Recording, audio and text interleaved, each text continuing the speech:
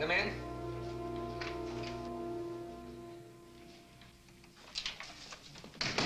Rachel, listen, I'm sorry I couldn't bring you back from the police station, but I had to stay at the hearing.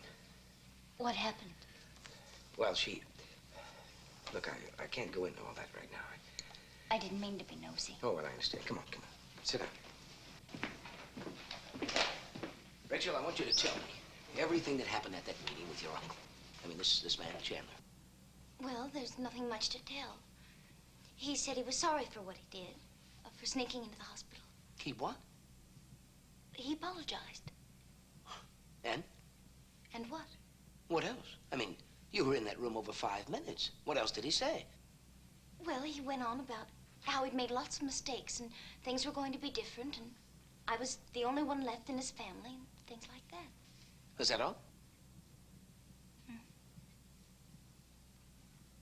Rachel.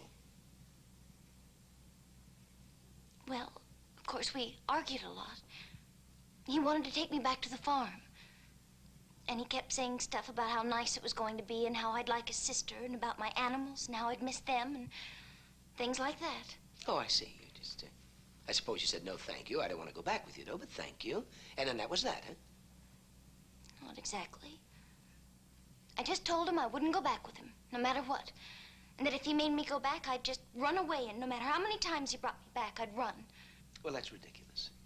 That is just about the most ridiculous story I've ever heard. I mean, I was there when you came out of that meeting, you know. I saw how you were trembling. You were as scared as you were the first time I ever saw you. This is the man that tried to drag you out of the hospital. And now suddenly he's apologetic. Suddenly he has a big heart. And what is it you're not telling me, Rachel? Have you made some kind of a deal with this man? I don't know why you bother asking me things.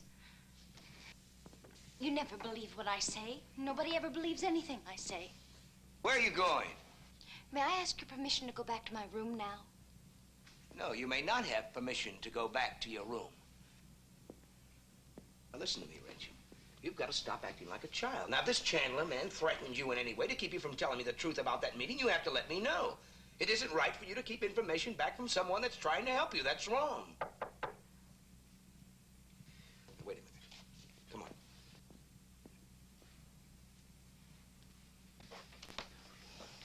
Yes, what is... Mike, we're here for Matthew's checkup. Hello, Connie. Here it is, the most important appointment of my career. I almost forgot about it. Come on in. The nurse said you were expecting us, so I just barged right in. Hello, Mrs. Carson. Oh, hello, Rachel. How are you? I'm okay. Is this your baby? I never got around to telling you about Matthew. Would you like to see him? Oh, he's beautiful. I didn't know you had a baby. Do you like babies? When Mrs. Burroughs' grandchildren used to come and visit at the farm, I used to go over there. But mostly I know baby animals. Would you like to hold him? Oh, please. Oh, I forgot about your hand. Oh, it doesn't hurt anymore, honest. And I'll be very careful.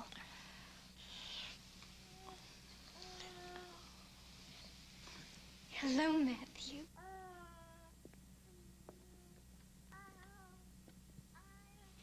You sure are a fine baby.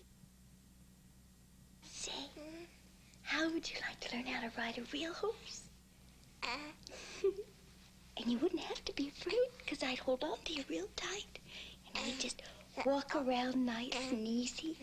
Would you like that?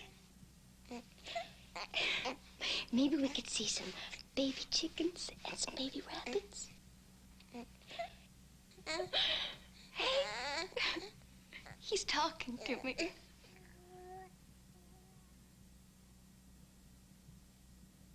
I just don't like it, Jerry. It's too orderly.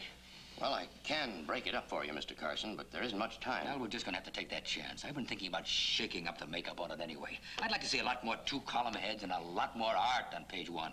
Fair enough. No problem. Mr. Carson? Hi, Eddie. Come on in. Thank you. Package for you. Would you just sign here, please? Yeah. Oh, good. I've been expecting this. There you go. Thank you. Hello, Eli. Aha, Eddie. Oh, hi, Dad. Aha. Saw Eddie passing by. I figured he was coming here, so I thought I'd follow along. Well, it's just probably another present for Matthew, is all. That's what I figured, and that's why I'm here. You know, when it comes to my grandson, I'm nosy, downright nosy. Well, I don't know what it is at all. It's Probably another blanket. Oh, no, I hope it's not another blanket. One thing about Matthew this year, he's certainly going to be warm. Well, open it up, open it up. What do you mean, now? Yeah, now, open it. Oh, come on, Dad. You know it's just one of those things that Connie's going to have to throw up on a shelf somewhere. Oh, come on, open it up. Maybe it's one of those toys, a mechanical thing. You know, it goes up in the air and turns around and comes back down. Open the blasted thing. All right. I'll tell you what I'll do then. I'll take it home and I'll let Connie open it up, and if it's anything worthwhile, I'll give you a call. But right now, Dad, I've got Jerry working in that composing room about 90 miles an hour, and if I don't give him a hand, we're not going to get out a newspaper. And I'm going to open it up myself. What's the matter with you? Nothing's the matter with me. It's not a blanket. It's not a toy. It's not even for Matthew. It's for me. For you? Yes. It's old newspapers from the state prison. I don't understand. Prison? What do you want with those? I want to read them and see if I can find the name Jack Chandler. Has he been giving you more trouble? No, not me, but there's just something about the guy, that's all. You think you remember him from prison? I don't know. I don't know, Dad. But ever since I first saw him in the courthouse, I can't get his face out of my mind. And maybe it's not even his face. Maybe it's just the way he holds himself or the way he stares at a man. Well, just a minute here. What's the point? Suppose you find his name in there. What's it going to prove? You're going to find another name, too. That of Elliot Carson. Dad, I'm not off on a witch hunt. I've just got something eating away inside me that keeps shouting, Jack Chandler, Jack Chandler, Jack Chandler. Well, maybe he does have a record. But he was released from prison, and then he went back to Hastings Valley to try to eke a living out of that poor rocky soil. What of it? Oh, I know that, Dad. I mean, I had the right to come out of prison with a couple of bucks in my pocket and a suit of clothes on my back and the right to start life all over again. And he has the same right. I mean, I'm not questioning that. It's just that I want to know something about the man, that's all. You know what Rachel told me?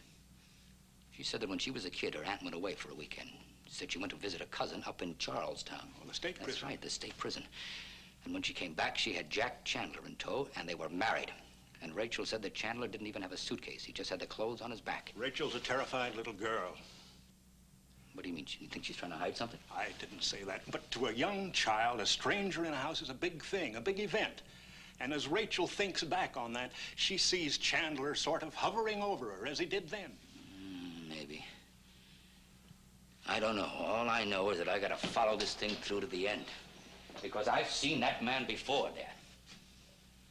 I remember when I was a boy, you used to tell me whenever I got onto something, I never let go. I never let go until I was satisfied. Unquote. That's a good thing for a newspaper man, but you're not a newspaper man. Oh, yes, you work at it, you earn your living, but you're not really a newspaper man. You're a father and a husband, and in that order. And this business of putting blinders on your head like some stupid horse and going right down the furrow, not knowing where, one of these days you're going to run head on into something, boy. Head on.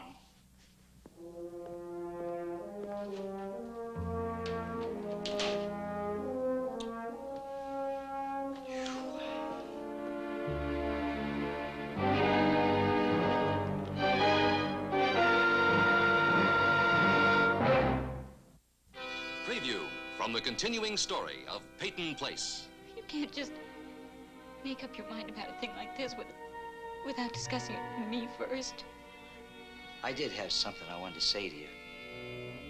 Not about the paper, about your daughter. About my daughter? What about my daughter? You can't make Stephen legitimate. But are you going to recognize him? You ask me to think about my sons. Well, I am.